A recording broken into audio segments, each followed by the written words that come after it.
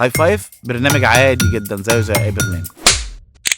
كل الامهات في مصر لما تعي تقول لك سبب المروحه عشان التليفون اللي انت ماسكاه ده. ام مين اللي قالت المقوله دي وكلنا مشينا وراها؟ انا ماما تقول لي دايما كل ما اتعب تقول لي التكييف عشان بتنامي تحت التكييف. طب انا ما اموت من الحر لو انا ما رجعتش بكره بقى انت لما ما تنجحي. تكبري وتعجزي هتحسي هتتعبي. اقول لها سيبيني انا عايزه اتعب. لكن مين بقى اللي قال؟ اكيد بقى اجيال ورا اجيال. انا بهني لايه بقى؟ لعاده مصريه اصيله ان انت اي شخص بيقع في اي مشكله او بيتعب انت بدل ما بتطبطب عليه انت بتلومه. ابويا لما مات عمره مات. عمي قال لي طبعا عشان خرجتوني من المستشفى. انت بتلومني ليه؟ هو اللي طلب يخرج من المستشفى. معلش يلا منك لا يا عم.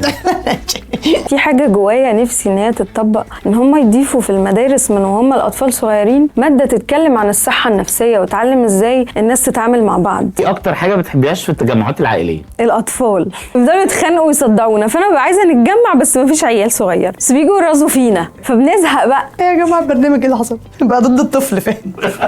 حصلت معاكي انك قربتي من حد دايره شغلك وندمتي؟ حصلت وانا لسه في البدايات. الاول حسسك انه صديق وبينصح، ابتدى يتحول لشخص ديكتاتور وعايز يسيطر على رايك وطريقك اللي انت ماشيه، يرسم لك كل حاجه. بس الصديق ده تحول ان هو واصي عليك، لا انا عندي شخصيه. ده بقى بيخليك ان انت ايه بقى، بقيت حذر. خلاص انا مش هثق في حد غير لما اشوف مره واثنين وثلاثه وعشر مثلا لمده سنه كده، او ده خلاص هياخد الثقه بقى. تخيلي نفسك زي البيبسي تترج تفتح مره واحده. ترجي الاول. هترج ازاي؟